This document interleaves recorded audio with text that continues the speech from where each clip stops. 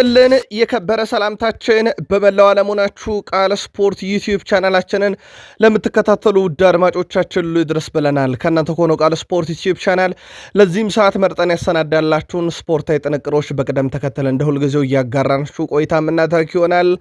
ሳምንታችሁ ግን እንዴት አለፈ? ውድ ቤተሰቦቻችን የሊግ ጨዋታና የፍጻሜ ጨዋታዎች በአውሮፓ አምስቱ ታላላቅ ሊጎች በስፋት ተመለከተን። ያለመከዋከብቶችም ጨዋታ ነበረባቸው። ሳምንታችሁ እንዴት እንዳለፈ በቃል ስፖርት ዩቲዩብ ቻናላችን ላይ ጻፉልን። ላይክ ስላረጋችሁንም እኛ ግን አመስጋኞች ነን። በመረጃ ሰዓታችን ውድ ቤተሰቦቻችን እንደ ሁልጊዜው ዛሬም ለእናንተ ውድ አድማጮቻችን መርጠን ካሰናዳላችሁ ዘገባዎች ውስጥ ሎስ ብላንኮቹ ከረጅም ጊዜ በኋላ አትሌቲኮ ማድሪድን ረትተዋል። ትላንት የአንድ ተጫዋች አለመሰለፍ በጣም አነጋጋሪ ነበረ። አርቤሎሃ ለውጣቸው በጣም አስገራሚ ነው። በሊግ ላይ ባርሴሎናም ቢሆን መሪነቱን ያጠናከረበት ነው። በርከት ያሉ ጨዋታዎች ነበሩ፣ እንዳስሰዋለን። ከዛ በተጨማሪ በጣሊያን፣ በጀርመን፣ በፈረንሳይ እና በዓለም ከዋክብቶች ዙሪያ ተጨማሪ መረጃዎችን ይዘናል። አብራችሁን ቆዩ። ተወዳጁ የእንግሊዝ ፕሪሚየር ሊግ ትላንት በሶስት ስቴዲየሞች ሶስት ፍልሚያዎችን አይተናል። ሶስቱም ግብ ተቆጥሮበት ሶስቱም በመሸናነፍ ተጠናቋል። በተለይም የቶትናሙ አሰልጣኝ ከሽንፈት በኋላ የት ሄዱ የሚለው ጉዳይ በጣም አነጋጋሪ ነው። እንነግራችኋለን። በሳምንቱ መጨረሻ ከነበሩ ጨዋታዎች ውስጥም ቼልሲ ያልተጠበቀ ሽንፈት ያስተናገደበት፣ ሊያም ሮዛኔር አጣብቂኝ ውስጥ የወደቁበት ነበረ። ከወዲህ ደግሞ እንደ ሊቨርፑል ያለም ቡድን የአምና ሻምፒዮን አለመስል ብሏል። ድል ከራቀው ሰንበትበት ብሏል። በፕሪሚየር ሊጉ ውድ ቤተሰቦቻችን ቴሌግራፍ ከሊቨርፑል ጋር በተያያዘ ይዞት የወጣው መረጃ ሊቨርፑል አስከፊውን ሪከርድ በመጥፎ ሁኔታ መጋራቱ የሳምንቱ አበይት ጉዳይ ነበረ። ከኢንተርናሽናል ብሬክ በኋላ የሚገጥሙት ቡድን የካራባው ካፕ ሻምፒዮኑን ሲቲን እንደሆነ ይታወቃል። ተጨማሪ መረጃዎችን ለሊቨርፑሎች ይዘናል። ዩናይትድ በዝውውር መስኮቱ ላይ ነቃ ተሳትፎን እያደረገ ይገኛል።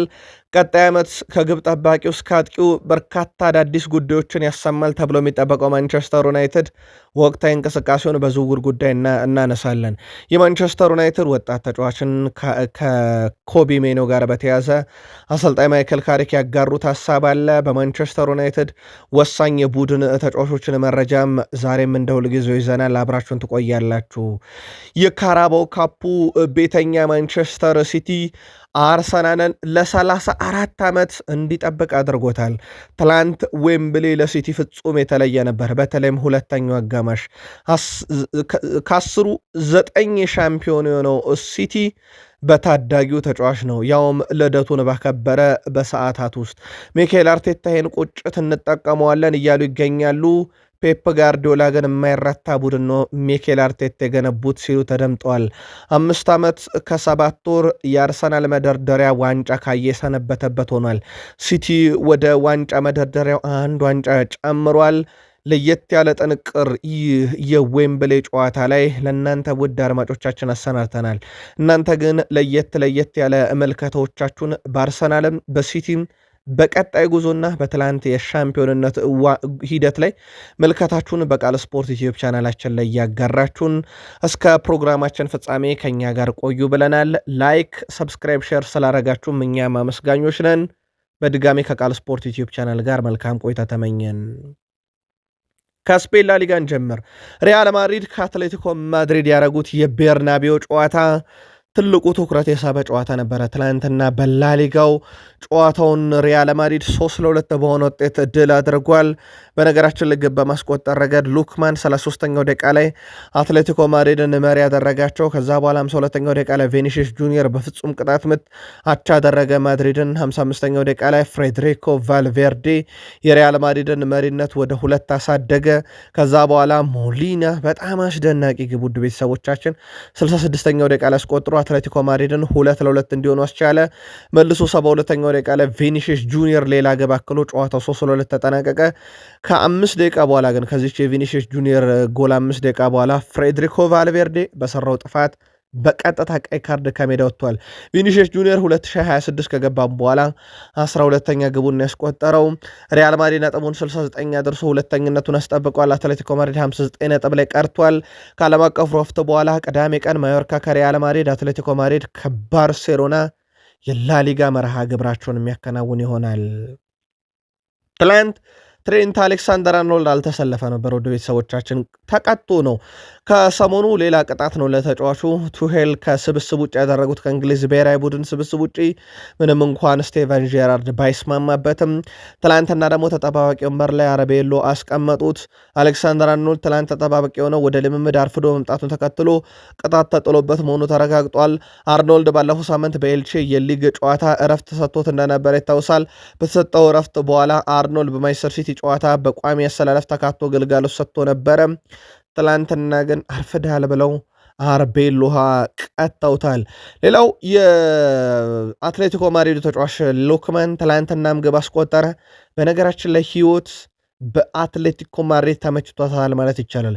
በተለይም ተጫዋቹም ወደ አትሌቲኮ ማድሪድ ከመጣ በኋላ ባርሴሎናም ላይ ሪያል ማድሪድም ላይ ግብ እያስቆጠረ ይገኛል። አሁን ደግሞ በቀጣይነት ከባርሴሎና ጋር በ10 ቀን ውስጥ 3 ቀን ፍልሚያ ያላቸውና ለዛ በትልቁ የሚጠበቀው ተጫዋች ሆኗል። ቪኒሺየስ ጁኒየር የጨዋታው ኮከብ ነበረ። ትላንትና 2 ግቦችን አስቆጥሮ የቡድኑን አሸናፊነት አውጇል። 87 ደቂቃ ሜዳ ላይ ነበረ። 4 ሙከራዎችን አድርጓል። ያው ኢላማቸውን የጠበቁ ከነኚህ ውስጥ 2ቱን ግብ አድርጓል። 34 አጠቃላይ ኳስ አቀብሏል። 27ቱ በትክክል ያቀበላቸው ናቸው። 5 የ1-1 ግንኙነት አሸንፏል።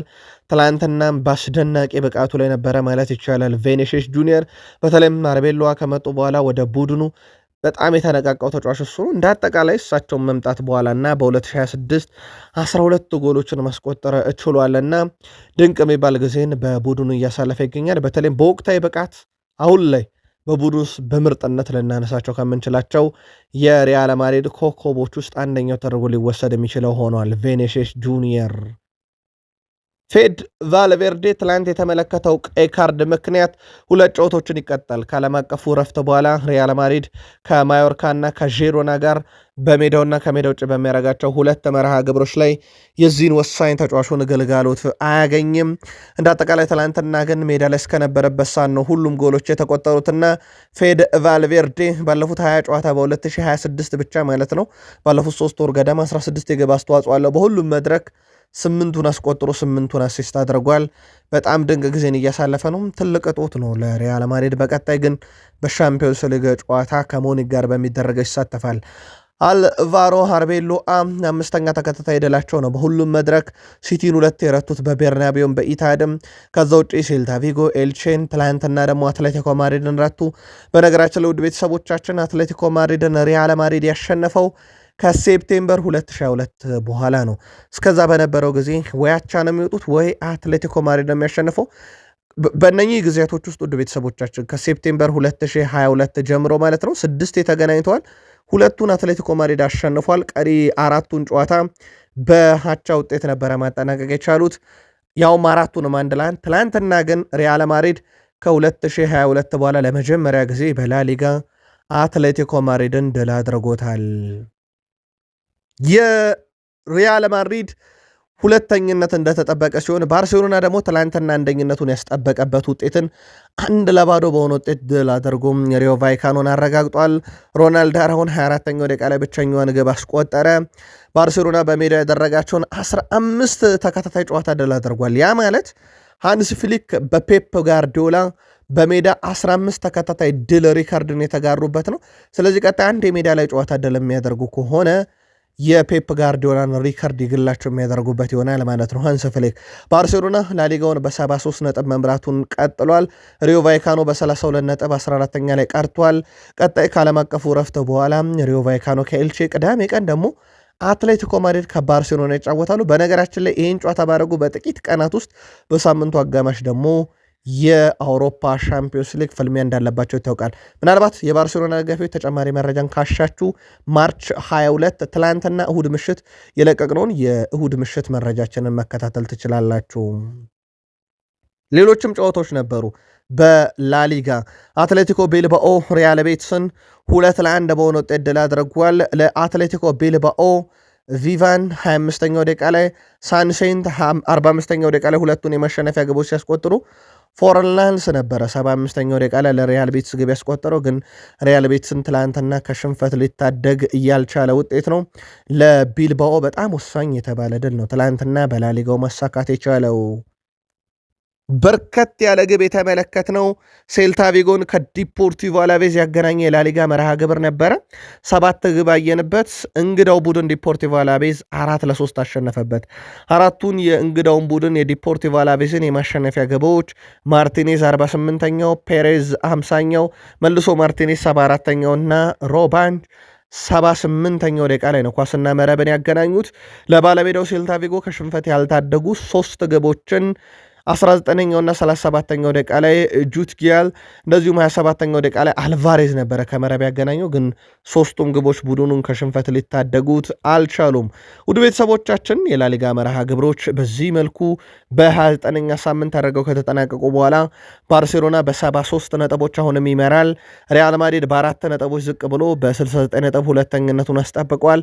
ቪላሪያል በ58 ነጥብ ወደ ሶስተኛ መጥቷል። አትሌቲኮ ማድሪድ በ57 ነጥብ ወደ አራተኛ ወርዷል። ሪያል ቤትስ በ44 ነጥብ 5ኛ ደረጃ ይገኛል። ቀጣይ የአውሮፓን ትኬት ለመቁረጥ ማለት ነው። ባርሴሎና አሁንም ላሊጋውን መሪነቱን አስቀጥሎ ነው ወደ ዓለም አቀፉ ረፍት ያቀናው። ኢንተር ሚላን ትላንትና በጣም ወሳኝ የተባለ ነጥብ ጥሏል። ከፊዮረንቲና ጋር ያደረጉት ጨዋታ 1-1 በሆናቸው ውጤት ተጠናቋል። ውድ ቤተሰቦቻችን ግብ በማስቆጠር ገና ሽርፍራፊ ሰከንዶች በቂ ነበሩ ለኢንተር ሚላን። ኤስፖስቲዮ ነበረ ጨዋታው በተጀመረ 30 ሰከንድ እንኳን አልሞላም ግብ ያስቆጠረው። በኋላም ላይ 77ኛው ደቂቃ ላይ ኖዱር ለፊዮረንቲና ዘንድሮ ድክም ላለው ቡድን ግብ አስቆጥረው የሴሪያውን መሪ ነጥብ አስጥለውታል። ሌላኛው መርሃ ግብር ሮማ ከሊስ ያደረጉት ጨዋታ ነበረ። ሮማ ቫዝ 57ኛው ደቂቃ ላይ ባስቆጠራት ብቸኛ ግብ በጣም ወሳኝ የተባለ ድል ሲያሳካ፣ እንዲሁ በተመሳይ 1-0 የተጠናቀቀው ጨዋታ አታላንታ በዛፓኮስታ 37ኛ ደቂቃ ግብ ሄላስ ቬሮናን 1-0 በሆነ ውጤት እንደዚሁ ድል ያደረገበት ይጠቀሳል። ሌሎችም መርሃ ግብሮች ነበሩ በጣሊያን ሴሪያ ለአብነት ያከለ ቦሎኛ በሜዳውና በደጋፊ ፊት በላዚዮ 2-0 በሆነ ውጤት ተሸንፏል። የላዚዮን ሁለት የማሸነፊያ ግቦች 72ኛውና 82ኛው ደቂቃ በ10 ደቂቃ ልዩነት ነበረ ታይለር ከመረብ አሳርፎ ላዚዮ እንግዳው ቡድን ቦሎኛን ሜዳው ድረስ ሄዶ 2-0 ያሸነፈው። ትላንትና ምሽት በቃል ስፖርት ዩቲዩብ ቻናል ካደረስናችሁ ግን ለማስታወስ ያክል ኮሞ ፔዥያን 5-0 አሸንፎ ቀጣይ ዓመት የአውሮፓን ትኬት ለመቁረጥ በሚያደርገው ጥረት ላይ በጣም ወሳኝ የተባለ ድል አስመዝግበዋል። ዲያው 7ኛው፣ ኡዱቪካስ 29ኛው፣ ቡትሪያን 48ኛው፣ ኒኮፓስ 75ኛው፣ ፔሮን 81ኛው ደቂቃ ነው የሴስክ ፋብሬጋሶን ቡድን ኮሞ ድል ማድረጊያ 5 ግቦች ያስቆጠሩት። የጣሊያን ሴሪን ኢንተር ሚላን በ69 ይመራል። ኤስ ሚላን በ6 ነጥብ ዝቅ ብሎ በ63 ይከተላል። ናፖሊ በ62 ነጥብ 3ኛ፣ ኮሞ በ57 ነጥብ 4ኛ ነው። ከዩቬንቱስ ውድ ቤተሰቦቻችን በ3 ነጥብ ርቆ ይገኛል። ኮሞ በቀጣይነት የአውሮፓ ሻምፒዮንስ ሊግ ትኬትን መቁረጥ የሚችልበት ደረጃ ነው። ዩቬንቱስ በ54 5ኛ፣ ሮማ በ54 በግብ ክፍያ አንሶ 6ኛ ነው። ወራጅ ቀጠና ውስጥ ሊሴ፣ ቬሮና እና ፔዥያ ተገኝተዋል። ውድ ቤተሰቦቻችን በጀርመን ቡንደስሊጋም 3 መርሃ ግብሮች ነበሩ። እሁድ፣ ቅዳሜና አርብ ነበረ በርካታ ጨዋታዎችን የተመለከትነው። ትላንትና ሴንት ፖሊን በሜዳውና በደጋፊ ፊት በፍራይቡርግ 2-1 በሆነ ውጤት ተሸንፏል። የእንግዳውን ቡድን ፍራይቡርግን 2 የማሸነፊያ ግቦች ማታን ኦቪች ነበረ 65ኛውና 78ኛው ደቂቃ ላይ ማስቆጠር የቻሉት። ለባለሜዳው ሴንት ፖሊን ከሽንፈት ያልታደገች ግብ 20ኛው ደቂቃ ላይ ሲናኒን አስቆጥሮ ነበረ። ግን ከረፍት በኋላ በተቆጠሩ 2 ግቦች ፍራይቡርግ 2-1 በሆነ ውጤት ድል አድርጓል። ሌላኛው መርሃ ግብር ምሽት ያደረስናችሁ ግን ለማስታወስ ያክል ሜትስ አይንትራክ ፍራንክፈርትን 2-1 አሸንፏል። ኔቢል 6ኛውና 89ኛው ደቂቃ ላይ ሁለቱን የሜትስ ግቦች ሲያስቆጥሩ ብራውን ለአይንትራክ ፍራንክፈርት ከሽንፈት ያልታደገች ብቸኛ ግብ 20ኛው ደቂቃ ላይ ማስቆጠር ችሎ ነበረ። በርከት ያለ ግብ የተመለከትነው ወደ 7 ግቦችን ማለት ነው። ኦግስቡርግ በሜዳውና በደጋፊ ፊት በስትራስቡርግ የተሸነፈበት ነው። በስቱትጋርት የተሸነፈበት ነው። ስቱትጋርት 5-2 በሆነ ውጤት ነው ኦግስቡርግን ትላንትና ድል ያደረገው። ልማደኛው ዴኒዝ ኡንዳቭ 12ኛውና 58ኛው ደቂቃ ላይ፣ ቶማስ 29ኛው፣ ኖርቲን 31ኛው፣ ዲሚሮቪች 83ኛው ደቂቃ ላይ የስቱትጋርትን 5 የማሸነፊያ ግቦች ሲያስቆጥሩ ባለሜዳውን ከሽንፈት ያልታደጉ 2 ግቦችን ኦግስቡርግን ማለት ነው። ራይደር 57ኛው እንደዚሁም ኬድ 71ኛው ደቂቃ ላይ ከመረብ አዋህደው ነበረ። 7 ግብ አየነበት፣ ግን እንግዳው ቡድን ድል ያደረገበት ነው። በዚህ ሳምንት 27ኛ ሳምንት ቡንደስሊጋ 40 ግቦችን ተመለከተን። ይሄም ወደ ቤተሰቦቻችን በዚህ ሲዝን በቡንደስሊጋ ከ26ቱ ከተደረጉ ሳምንቶች ይልቅ 27ኛ ሳምንት በርካታ ግብ ተመለከትንበት። ዶርትመንድ በሁለተኝነቱን ያስጠበቀበት ሳምንት ነበረ ድል አድርጎ፣ ግን አሁንም ባየር ሙኒክ በ70 ነጥብ ይመራል። ዶርትመንድ በ61 ይከተላል። ስቱትጋርት በ53 ሶስተኛ ነው። አረቤ ሌፕዚግ በ50 ነጥብ አራተኛ፣ ሆፈኔም በ50 ነጥብ በግብ ክፍያ ተበልጦ አምስተኛ፣ ባየርን ሌቨርኩሰን በ46 ነጥብ ስድስተኛ፣ ወራጅ ቀጠናው ሴንት ፖሊ በጥሎ ማለፍ ቦታ ላይ ይገኛል 16ኛ፣ ወልቭስበርግ እና ሄደኔም 17ኛና 18ኛ ግርጌው ላይ ተቀምጠዋል። በፍራንስ ሊግ ኤም በርከት ያሉ መርሃ ግብሮችን ተመለከትን። አንደኛው ስትራስቡርግ ከሜዳ ውጭ ናንተስን 3-2 ያሸነፈበት ነው። ለእንግዳው ቡድን ስትራስቡርግ የቼልሲ እህት ክለብ ሶስቱን የማሸነፊያ ግቦች 45ኛው ደቂቃ ተጠናቆ በጨማሪው ደቂቃ ላይ ኦዴሌ፣ እንደዚሁም 78ኛውና 92ኛው ደቂቃ ላይ ለማደኛው ፒያንኬሊ ናቸው ግቦቹን ያስቆጠሩት። ለናንተስ ሁለቱን ከሽንፈት ያልታደጉ ግቦችን ቲባዩ 6ኛው፣ አቤሊያን 53ኛው ደቂቃ ላይ አስቆጥሯል። ግን ከሽንፈት ቡድኑን ያልታደጉትም። ሌላኛው ጨዋታ በሬንዝ እና በሜትስ መካከል የነበረ ጨዋታ ነው። ይሄኛው ጨዋታ ምንም ግብ አላየነበትም፣ 0-0 በሆናቸው ውጤት ተጠናቋል። ሌላ በርከት ያለ ግብ የተመለከትንበት አዳጊው ቡድን ፓሪስ ሊሃቨርን 3-2 ያሸነፈበት ጨዋታ ነው። እዚህ ጨዋታ ላይ ለፓሪስ ቼሮ ኢሞቢሌ 29ኛው ደቂቃ ላይ ሳኮ የሊሃቨሩ ተጫዋች በራሱ መረብ ላይ 33ኛው ደቂቃ ላይ፣ ጊዮሪ 86ኛው ደቂቃ ላይ የፓሪስን 3 የማሸነፊያ ግቦች ሲያስቆጥሩ ሊሃቨርን ከሽንፈት ያልታደጉ ሁለት ግቦችን 61ኛው ደቂቃ ላይ ንዴ፣ 92ኛው ደቂቃ ላይ ኬርምህ ነበሩ ማስቆጠር የቻሉት። ሌላኛው መርሃ ግብር ማርሴ በሜዳውና በደጋፊት በሊል 2-1 በሆነ ውጤት ተሸንፏል። ወደ ቤተሰቦቻችን የሊልን ሁለት ግቦች ሙኒር 49ኛው፣ ኦሊቬ ዥሩ 86ኛው ደቂቃ ላይ አስቆጥሯል። የአርሰናሉ ተጫዋች በውሰት ለማርሴ የሚጫወተው ኢታን ዋኔሪ 43ኛው ደቂቃ ላይ ለማርሴ ግብ ያስቆጥርም፣ ግን ቡድኑን ከሽንፈት የታደገ አልነበረም። ሌላኛው መርሃ ግብር ኦሎምፒክ ሊዮን በሜዳውና በደጋፊት በሞናኮ 2-1 የተሸነፈበት ነው። ለሞናኮ አክሊዩች 62ኛው፣ ባሎጎን በፍጹም ቅጣት ምት 72ኛው ደቂቃ ላይ ኳስና መረብን ሲያገናኝ፣ ሱሊስ 42ኛው ደቂቃ ላይ ለኦሎምፒክ ሊዮን ግብ አስቆጥሮ ነበር፣ ግን ቡድኑን ከሽንፈት አልታደገም። በነገራችን ለውድ ቤተሰቦቻችን ኤንድሪክ ትላንትና ቡድኑ በሞናኮ ቢሸነፍም ሱሊስ ላስቆጠራት 42ኛ ደቂቃ ግብ አሲስት አድርጎ ነበረ። ኤንድሪክ በ14 ጨዋታ 6 ጎል 5 አሲስት አለው። ድንቅ ጊዜን እያሳለፈ ነው። ምናልባት ወደ ዓለም ዋንጫ ይጠራሉ የሚለው በቀጣይ ይጠበቃል። ፓሪስ ሰን ዠርሜን አንድ ቀሪ ጨዋታ እየቀረው በ60 ነጥብ ይመራዋል። የፍራንስ ሊግ አን ሌንስ በ59 ይከተላል። ማርሴ በ49 ነጥብ 3ኛ፣ ኦሎምፒክ ሊዮን በ47 ነጥብ 4ኛ፣ ሊል በ47 ነጥብ በግብ ክፍያ ተበልጦ 5ኛ ደረጃ ላይ ተቀምጠዋል። በአሜሪካ ሜጀር ሊግ ሶከር ትላንትና ኢንተር ማያሚ በጣም ወሳኝ የተባለ ድል ነው ማሳካት የቻለው። ኒውዮርክ ሲቲን 3-2 በሆነ ውጤት ድል አድርጓል። የሊዮኔል አንድሬስ ሜሲው ቡድን ኢንተር ማያሚን 3 የማሸነፊያ ግቦች ሉጃን 4ኛው፣ ሜሲ 61ኛው፣ ሚካኤል 74ኛው ደቂቃ ላይ ነበረ ግቦቹን ያስቆጠሩት። ለኒውዮርክ ሲቲ ከሽንፈት ያልታደጉ ሁለት ግቦችን 17ኛው ደቂቃ ላይ ፈርናንዴዝ፣ 59ኛው ደቂቃ ላይ ኦጂያዝ ነበረ ማስቆጠር የቻለው። ሜሲ ትላንትና ድንቅ ምሽት ማሳለፍ ችሏል ማለት ይቻላል። 901ኛ ግቡን ማስቆጠር ችሏል። ለ1000 ግቦች 99 ግብ ይቀረዋል እንደማለት ነው። ሜሲ 965 ግብ ይዞ ቀዳሚ ተጫዋች እንደሆነ ይታወቃል። ለሜሲ ግን ለየት የሚያደርገው ነገር ውድ ቤተሰቦቻችን በፈረንጆች አቆጣጠር ከ2018 በኋላ ካስቆጠረው ፍጹም ቅጣት ምት ያስቆጠረው ቅጣት ምት ይበልጣል። ትላንትና ቅጣት ምት አስቆጠረ 37ኛው ነው። 35 ፍጹም ቅጣት ምት ነው በዚህ ጊዜ ግን ማስቆጠር የቻለው በጣም አስገራሚ ነው። ሜሲ ከፍጹም ቅጣት ምት ተሽሏል። ትላንትና ድል ሲያደርጉ 71ኛ ፍጹም ቅጣት ምቱ ላይ ደርሷል። የምንጊዜ ምርጥ ቅጣት ምት አስቆጣሪ ለመሆን 8 ግቦች ብቻ ለሜሲ፣ ለ8 ጊዜ ባሊዮን ዶር፣ ለዓለም ዋንጫ፣ ለሻምፒዮንስ ሊግ ምሽት አድማቂው ተጫዋች ቀርቶታል። ውድ የቃል ስፖርት ዩቲዩብ ቻናል ቤተሰቦቻችን ከእናንተ ከሆነው ቃል ስፖርት ዩቲዩብ ቻናል የሰዓቱን አጫጭር ስፖርታዊ ጥንቅር እያጋራናችሁ እንገኛለን። ውድ ቤተሰቦቻችን ላይክ ስላደረጋችሁንም አመስጋኞች ነን።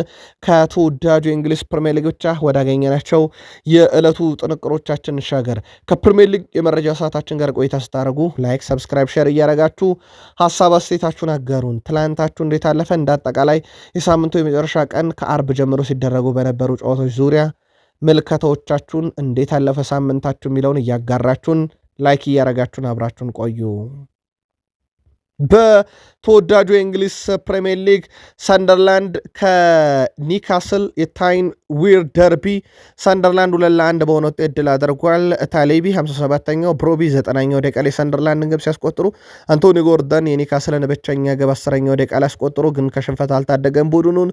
አስቶን ቪላ ከዩናይትድ የነጥብ ልዩነቱን ወደ 1 ዝቅ አድርጎ ቀጣይ ዓመት የአውሮፓ ሻምፒዮንስ ሊግ ለመሳተፍ የሚያደርገውን ጥረት ሲያጠናክር፣ ዌስትሃም ለመትረፍ በሚያደርገው ጥረት አልተሳካ ለትም ትላንትና አስቶን ቪላ የቪላ ፓርኩን ጨዋታ 2-0 ሲያሸንፍ ማጊን 15ኛው ኦሌ ዋትኪንስ 68ኛው ደቂቃ ላይ ነበረ ኳስና መረብን ያገናኙት። ቶትናም ሆትስፐርስ እንደ ልማዱ ትላንትም ግብሩን ፈጽሟል። በሜዳውና በደጋፊ ፊት በኖቲንጋም 3-0 ተሸንፏል። ኢጋር ጀሱስ 45ኛው፣ ጊብስ ዋይት 62ኛው፣ ኦውኒ 87ኛው ደቂቃ ላይ ግቦቹን አስቆጥሯል። በጣም አስገራሚ ነገር ኢጎር ቶዶር 3-0 ከተሸነፉ በኋላ ስቴዲየሙን ለቀው ጠፍተዋል። የት ሄዱ ሲባል ቶትናም ሆትስፐርስ የቤተሰብ ችግር ገጥሟቸው ሄደው ነው ብሏል። እንደተባለው በቤተሰብ ችግር ምክንያት ነው ግን በዛ ፍጥነት ስቴዲየሙን ጥለው የወጡት የሚለው በኋላ እናረጋግጠዋለን። ኖ ቶትናም 13 የፕሪሚየር ሊግ ጨዋታ በዚህ ዓመት ተሸንፏል። ይህ ሲሆን ከ91 ዓመት በኋላ ነው። ቶትናም ይተርፋል ወይ? ምልከታችሁን አጋሩን። ሳምንቱ ቢግ ሲክስ ክለቦች ውድ ቤተሰቦቻችን ለሲቲ ብቻ ነው ድልም ሻምፒዮን የሚሆኑበት፣ የተቀሩት አልቀናቸውም። ለአብነት ያክል አንዱ ቼልሲ ነው። በሂል ዲክሰን ስቴዲየም በኤቨርተን 3-0 ተሸንፎ ሳምንቱ አስከፊ ነበር። ቤቱ 2 ግቦችን ኔዴ 1 ግብ ያስቆጠረበት ጨዋታ ማለት ነው። አሁን ይህን ቡድን እውነት አርኔ ስሎት እውነት ሊያም ሮዛኔር ይታደጉታል? በእርግጥ የስሎት የሚያው ነው። ሊያም ሮዛኔር ይታደጉታል? መታደግ ሲባል በሻምፒዮንስ ሊግ የሚሳተፍ ቡድን ያደርጉታል የሚለው ጉዳይ ግን በዚህም ሳምንት ሌላ ጥያቄ የሚያስነሳ ሆኗል። ሊያም ሮዛኔር ቡድኑን ከያዙት በኋላ በፕሪሚየር ሊግ 10 ጨዋታ መሩ። 5 ድል አላቸው። 3ቱን ተሸንፈው 2 ናቸው ወጥተዋል። 50 በመቶ ጨዋታ ብቻ ነው በፕሪሚየር ሊግ ድል ያደረጉት ማለት ነው። በጣም በወሳኝ ሰዓት ነው በዛ ላይ ቼልሲ ሽንፈት እያስተናገደ የሚገኘው። አሁን ከእረፍት በኋላ ሲመጡ ኤፍ ኤ ካፕ ጨዋታ አለባቸው። ከፖርት ቫሌ ጋር ጨዋታ ያደርጋሉ። ከዛ በኋላ ውድ ቤተሰቦቻችን የፕሪሚየር ሊግ መርሃ ግብሮቻቸውን ብናይ ከሲቲ፣ ከዩናይትድ፣ ከብራይተን፣ ከኖቲንጋም ፎረስት፣ ከሊቨርፑል፣ ከቶትናም፣ ከሰንደርላንድ ይጫወታሉ። ሁሉም ክለቦች የሚጫወቱበት ዓላማ አላቸው። በዚህ ሰዓት ላይ ወይ ሻምፒዮን ለመሆን በፕሪሚየር ሊግ ወይ ሻምፒዮንስ ሊግ ትኬት ለመቁረጥ ወይ ላለመውረድ ነው የሚፋለሙትና በፍጹም ለቼልሲ ቀላል ሳምንታት እየመጡ አይደለም። ሊያም ሮዛኔር እንዴት ይወጡታል ቀጣይ ጨዋታዎቹን የሚል ይጠበቃል። ኤስታቪዮን በተመለከተ ግን ትላንትም አንድ መረጃ ርሻችሁ ነበረ። ኤስታቪዮ በነገራችን ላይ ከፔድሮ ኔቶ በጣም የተሻሉ ቁጥሮችን እያስመዘገበ ነው።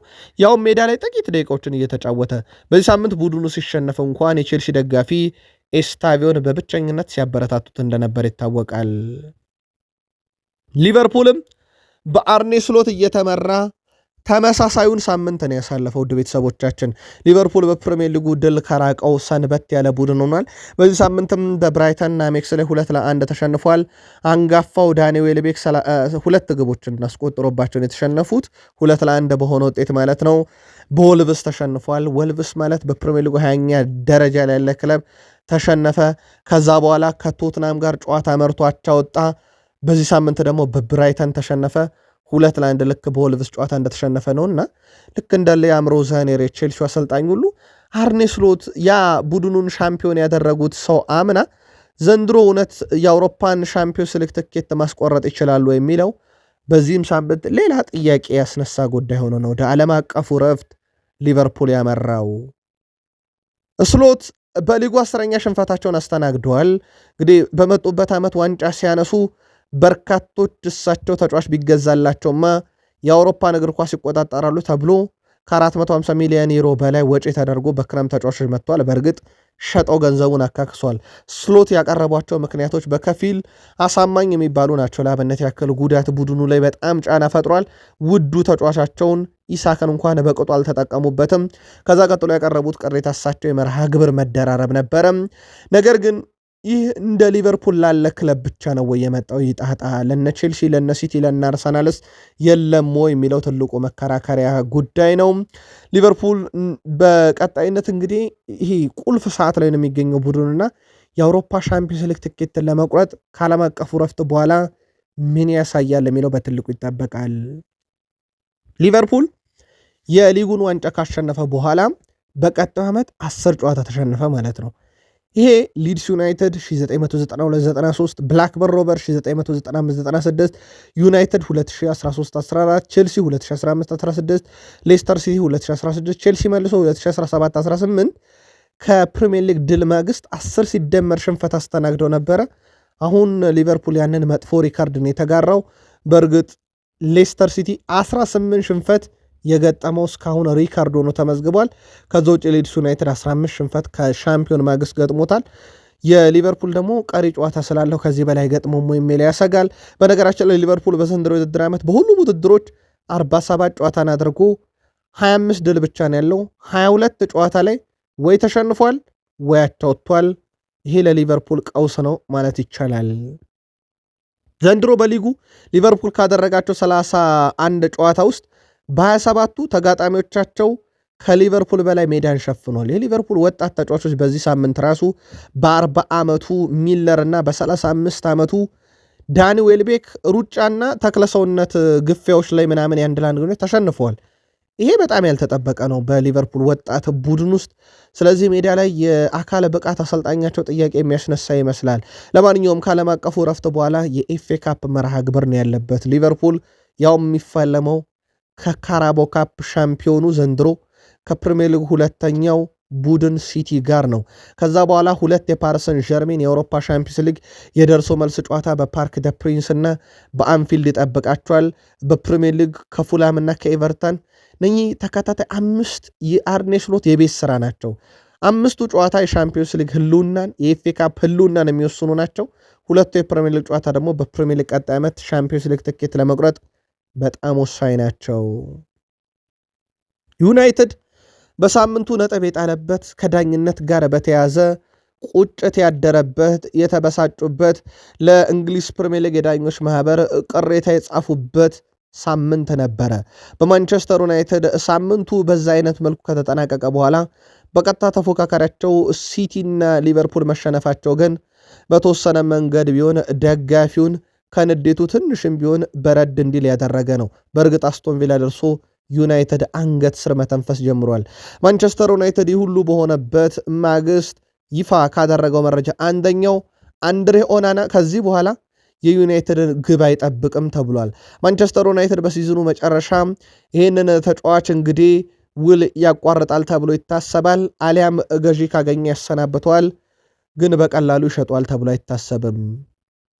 ማንቸስተር ዩናይትድ በዝውውር ጉዳይ ላይ ያው ትላንትና የብሩኖ ጉማሬሽን ያደረስናችሁ። በዚህ ሳምንት ማንቸስተር ዩናይትድ ያለም አቀፉ ረፍቱን ተጠቅሞ ቀሪ ዝውውሮች ላይ እልባቶችን ይሰጣል ተብሏል። በነገራችን ላይ ብሩኖ ጉማሬሽ ማንቸስተር ዩናይትድ እንደሚፈልገውና ተጫዋቹን ማስፈረም እንደሚፈልግ ጠይቋል። የተጫዋቹ ምላሽ እየተጠበቀ ነው። ተጫዋቹ ኒውካስልን ይለቃሉ ወይ? በቀጣይ መዳረሻ ፍላጎቱስ ምን ያለ ነው የሚለው የዩናይትድን እርምጃ የሚወስነው ይሆናል። ከዛ በዘለለ ማንቸስተር ዩናይትድ ቶናሊን ከዛው ከኒውካስል ዩናይትድ፣ ኤሊዮት አንደርሰንን ከኖቲንግሃም ፎረስት፣ አዳም ዋርተንን ከክሪስታል ፓላስ ለማምጣት ፍላጎት አላቸው። እንደ በርካታ ምንጮች ከሊጉ ውጭም አማራጮችን ያሉ ተብሏል። ግን ዩናይትዶች ልክ እንደ ማቲያስ ኩኛ ከወልቭስ መጥቶ እንደሰራላቸው፣ ልክ እንደ ብሪያን ቤሞ ከብሬንትፎርድ መጥቶ እንደሰራላቸው ሁሉ በፕሪሚየር ሊግ ልምድ ያለውን በፕሪሚየር ሊግ የተጫወተን ተጫዋች ማምጣት ቅድሚያ ሰጥተው ይሰራሉ። ዓለም አቀፉንም ረፍት በደንብ ይጠቀሙበታል ተብሏል። ካሪክ ኮቢ ሜኖና ሃሪ ማጓየር ለውጣቸው ለቡድኑ ጠቅሟል ብሏል።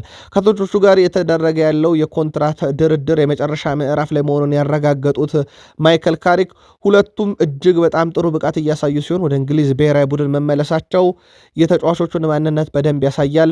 ሁለቱም ድንቅ ናቸው ብሏል። ያው ሉክሾ አልተጠራም፣ ግን ሉክሾን በዚህ ሰዓት አለመጠራቱ ለዩናይትድ በጣም ጥሩ የሚባለው ዜና ነው። ለተጫዋቹ ምናልባትም አሳሳቢ ቢሆንም ማለት ነው የዓለም ዋንጫ ነገር።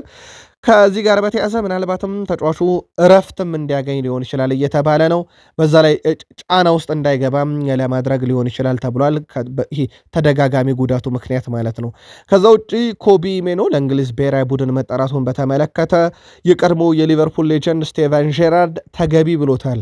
በተለይም ተጫዋቹ በማንቸስተር ዩናይትድ በኤሪክ ቴናግ ዘመን የነበረው ብቃት ይታወቃልና ሩበን አሞሪም መጥተው ተጫዋቹን ተጠባባቂ ወንበር ላይ ማስቀመጣቸው በወቅቱም በጣም አሳፋሪ ያለው ስቴቨን ጄራርድ ያውም የውጤት ቀውስ ባለበት ቡድን ውስጥ እንኳን አለመሰለፋቸው ግላይ ጉዳይ ያለ ያስመስለዋል ብሏል። አሁን ላይ ያለበት ደረጃ ለእንግሊዝ ብሔራዊ ቡድን ይጠራ ዘንድ ተገቢ ያለው ስቴቨን ጄራርድ በቀጣይ በዓለም ዋንጫ ውስጥም እንደማየው ተስፋ አደርጋለሁ ብሏል።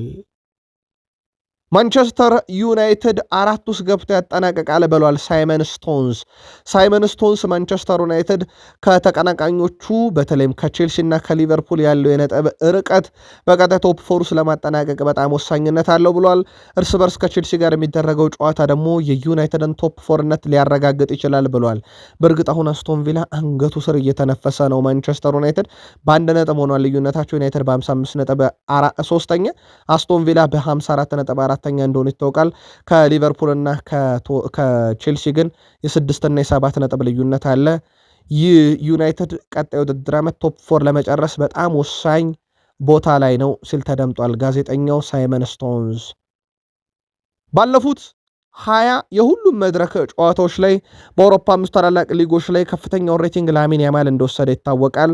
ወደ 8.22 ወስዷል። ሃሪኬን ወደ 7.98፣ ኬሊያን ምባፔ ወደ 7.93፣ ሚኬል ኦሊሴ ወደ 7.88 ወስዷል። ከዛ በኋላ በአውሮፓ 5 ታላላቅ ሊግ ብሩኖ ፈርናንዴዝ ነው አምስተኛው ተጫዋች፣ አማካይ ነው፣ ወደ 7.69 ወስዷል። ቀሮቹ ተጫዋቾች ወይ 9 ቁጥር ናቸው ወይ የክንፍ አጥቂ ናቸው። ብሩኖ ብቻ ነው ከ10 ቁጥር ተጫዋችም እዚህ ውስጥ የተገኘው። ብሩኖ ፈርናንዴዝ 693 ጨዋታ፣ 216 ግብ፣ 144 አሲስት በእግር ኳስ ሕይወቱ ያበረከተ ለዩናይትድ 100 ሲደመር ግብ 100 ሲደመር አሲስት ላይ የደረሰ ድንቅ ጊዜን እያሳለፈ ይገኛል። ዩናይትድ ከዓለም አቀፉ ረፍት በኋላም በኦልድ ትራፎርድ ከሊድስ ዩናይትድ ሰኞ ምሽት ነው 4 ሰዓት ላይ ጨዋታቸውን የሚያከናውኑት።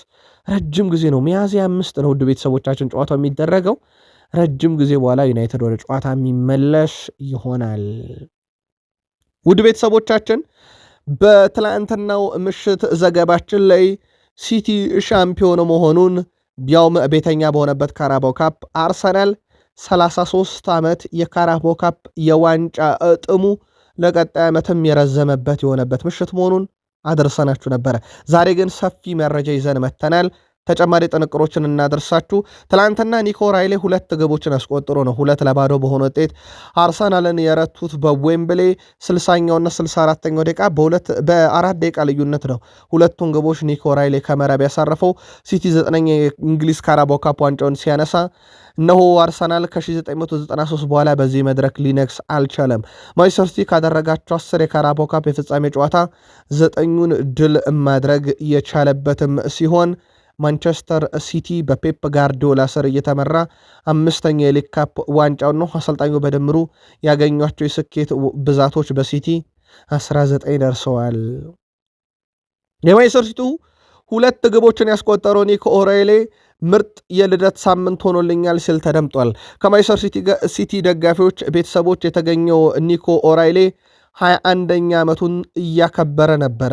ኦራይሌ ከድሉ በኋላ አርሰናልን አሸንፎ ዋንጫውን ማንሳት የማይታመን ስሜት አለው፣ ምክንያቱም ምን ያህል ጥሩ እንደሆኑ እናውቃለን አርሰናል ብለዋል። ድሉ ጥሩ መንፈስ እንደሚፈጥር የገለጸው ኒኮ ኦራይሌ በዚህ ድል ላይ መገንባት አለበት ቡድናችን ብለዋል። ከጎሎቹ በኋላ ሁሉም ደጋፊዎች ሲጨፍሩ ሳይ ለማመን አዳግቶኝ ነበረ ያለው ተጫዋቹ ጥሩ ስሜት አለው፣ ምርጥ የልደት ሳምንት ሆኖልኛል ብለዋል። ኦራይሌ ያክሎም ሁሉም ቤተሰቦቼ በስቴዲየሙ እንደሚገኙና በጣም መደሰታቸውን አስቀድመው ነግረው ነበረና በጨዋታውም ላይ የጠበቁትን ደስታ ስለፈጠርኩላቸው ደስ ብሎኛል ብለዋል።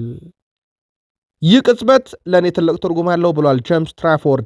የማንቸስተር ሲቲው ግብ ጠባቂ ጄምስ ትራፎርድ ጠንካራ የግብ ሙከራዎች በማዳን ቡድኑን ትላንትና ታድጎታል፣ ያውም በክሊንሺት ማለት ነው። እዚህ ያለሁት የራሴን አስተዋጽኦ ለማድረግ ነው። ይህ ቅጽበት ለእኔ ትልቅ ትርጉም ያለው ሲል ተደምጧል ጄምስ ትራፎርድ። ከዓመታት በፊት ቶትናምን ስናሸንፍ ቁጥር 3 ወይም 4 ግብ ጠባቂ ነበርኩ፣ አንድ ቀን እንደማደርገው አስብ ነበር ብሏል ጄምስ ትራፎርድ።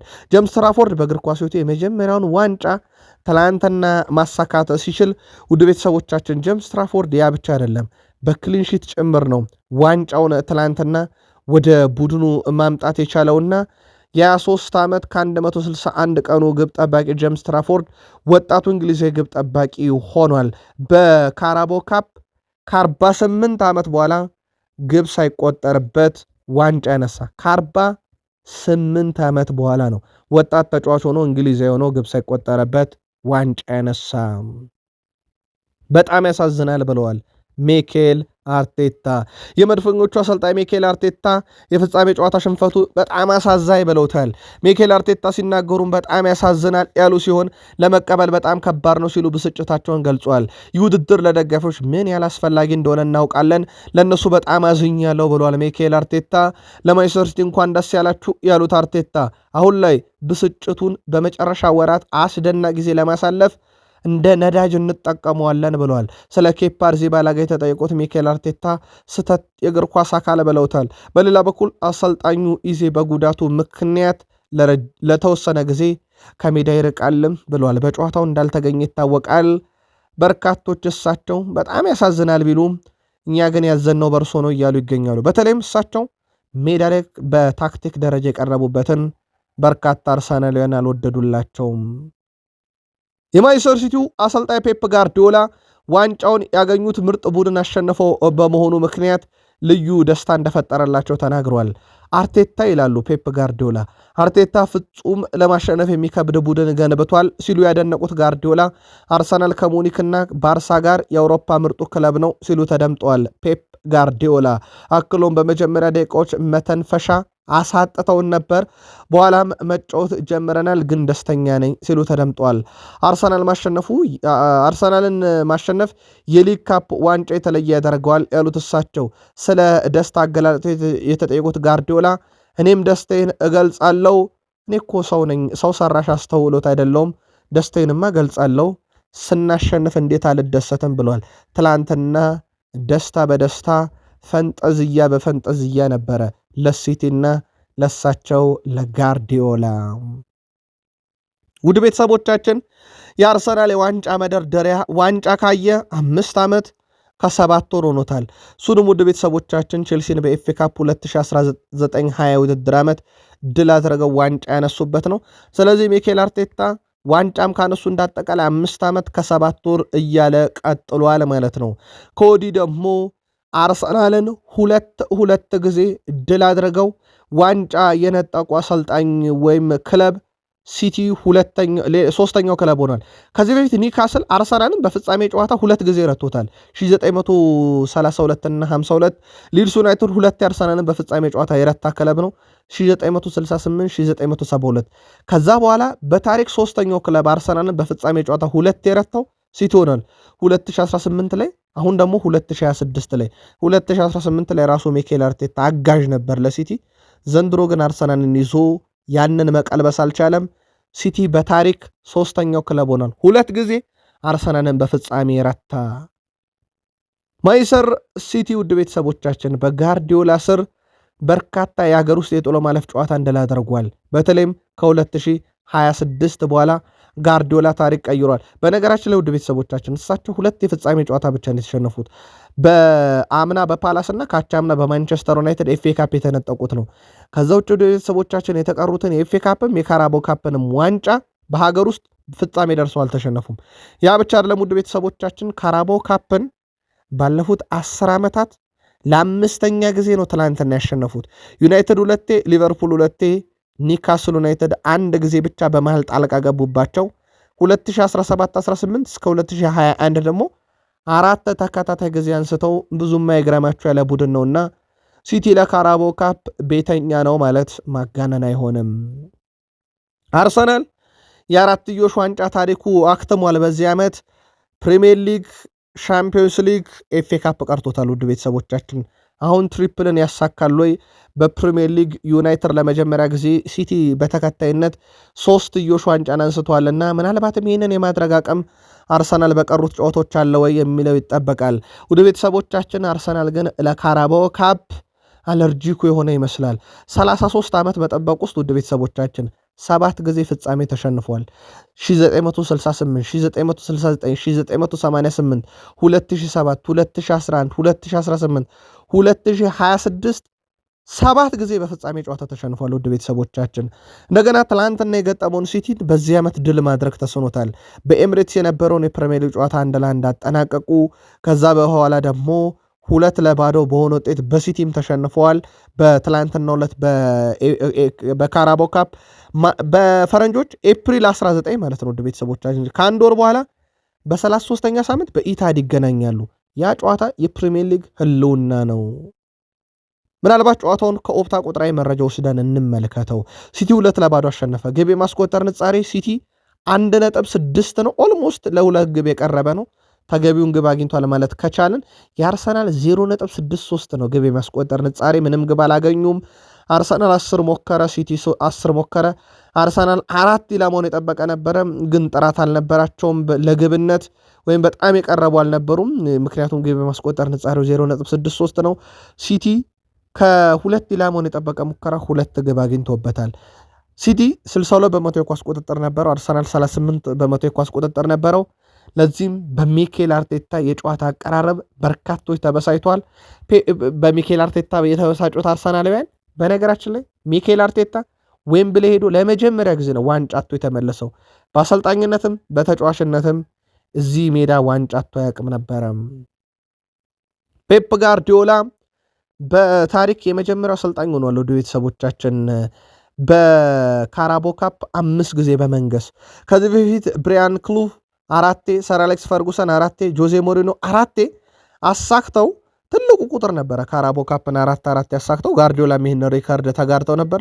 ትላንትና ማሸነፋቸውን ተከትሎ በፕሪሚየር ሊግ ታሪክ 5 ጊዜ ካራባኦ ካፕን ያሸንፉ የመጀመሪያው አሰልጣኝ ሆነዋል። ይሄ በጣም ትልቅ የሚባል አጋጣሚ ነው። አንድ ቡድን ተጋጣሚዎችን እንዳለ በሁለት ጎል ልዩነት እየረታ ፍጻሜ ደርሶ የካራባኦ ካፕ ዋንጫን ሲወስድ ይሄ በታሪክ ለ3ኛ ጊዜ ነው። ከዚህ በፊት ራሱ ማንቸስተር ሲቲ 2014፣ ማንቸስተር ዩናይትድ 2023፣ ትላንትና ማንቸስተር ሲቲ መልሶ 2026 ተጋጣሚዎችን 2 ሲደመር ግብ እያስቆጠረ ፍጻሜ ደርሶ ፍጻሜንም ሻምፒዮን ሆኗል ረቶ።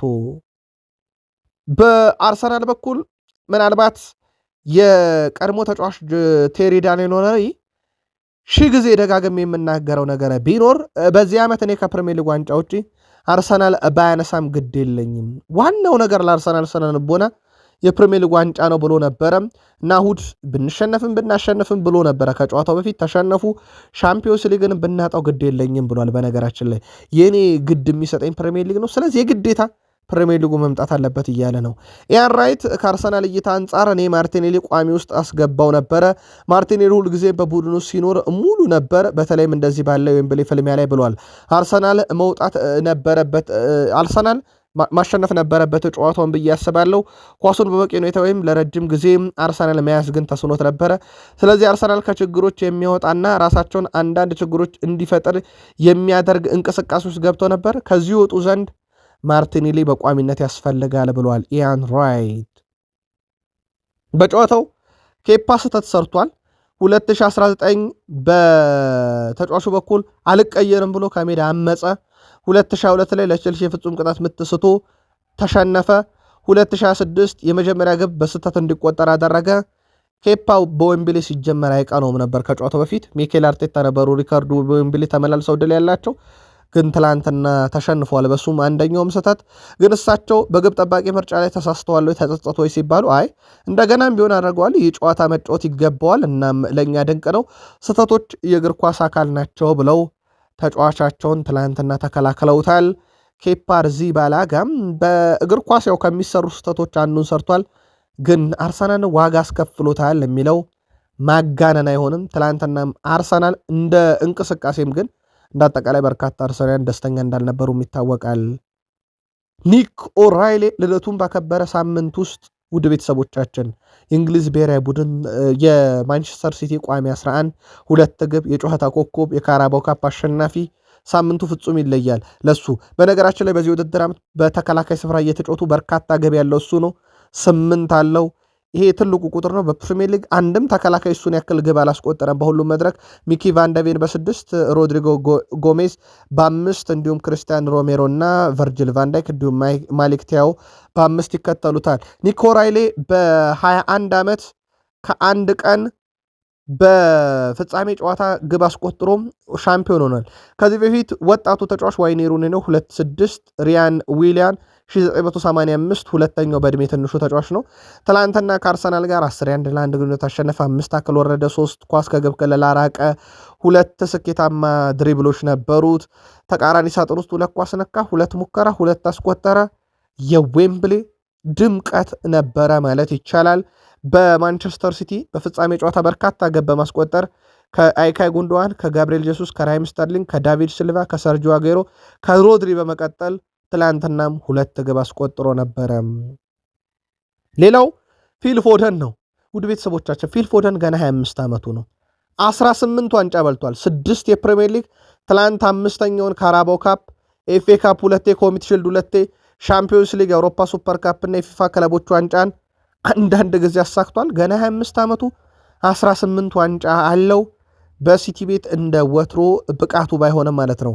ዳናሮማ፣ አይት ኑሪ፣ ኩሳኖቭ፣ ኤሊን፣ ራይንደርስ፣ ማርሙሽ፣ ቸርኬ፣ ሴሜኔ እንደዚሁም ኤርሊንግ ብሩት ሃላንድ የመጀመሪያ የሲቲ የካራቦ ካፕ ድላቸውን አሳክተዋል።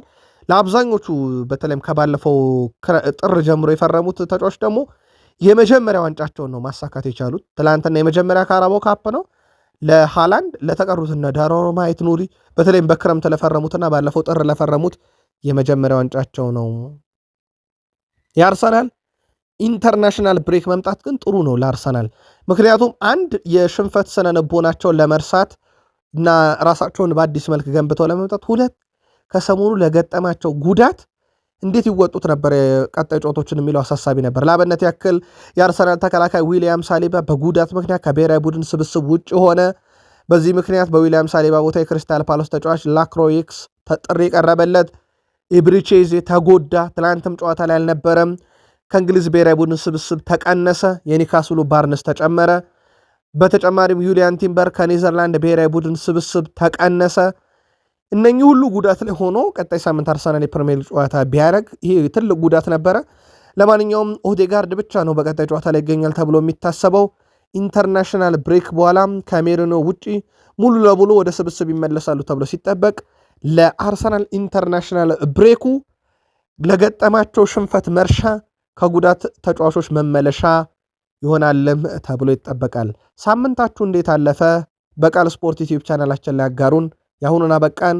የሳምንቱ የመጀመሪያ ቀን መልካም የሥራ ቀን ይሆንላችሁ።